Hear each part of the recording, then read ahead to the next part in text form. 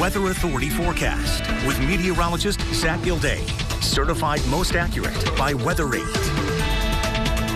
Check out this view right here. It looks nice and sunny in the River Valley. Interstate 40 eastbound traffic starting to pick up a little bit. Still seeing some delays. Interstate 40 near the Mulberry area on that eastbound side. So that is the traffic update. Besides that, looking pretty good. But the radar is showing some rain. And here's a Rogers view showing some dark skies, showing a few storms. Definitely raining in northwest Arkansas. Here is Heil Heating Cooling Mega Doppler showing, especially on the Benton, Washington County line, even Madison County seeing a few of those storms. We have a cold front coming in, kind of stalled out over our northern counties, and that's why we're seeing all these showers and these pop-up storms. Now, with these storms, we're seeing some heavy downpours, leaving a little bit of lightning.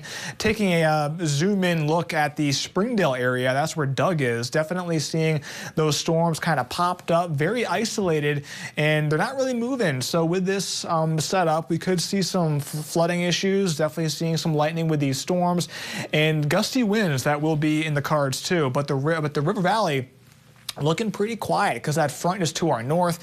Where Casey is in the Fort Smith area is looking completely dry. Now here's that high school football forecast for that Springdale football game. We're going to be seeing a 30% chance of storms as we go throughout this evening, warm and muggy, and kickoff 7 p.m. So will that be delayed? There is a chance that it might be delayed because we can see future tracks showing chances for storms continuing throughout this evening, even into around 10 p.m.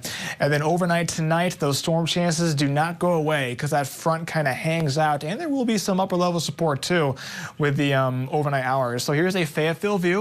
We're going to see that rain falling. Temperature 84 degrees. That should be going down because the rain definitely cooling off that warm air. Here's a Fort Smith view. A little bit more sunny, partly sunny skies. Temperatures are warmer in Fort Smith. We're at 90 compared to Siloam Springs 77. So that rain cooled air definitely having an effect on the afternoon temps. Now here's that satellite radar picture showing that cold front.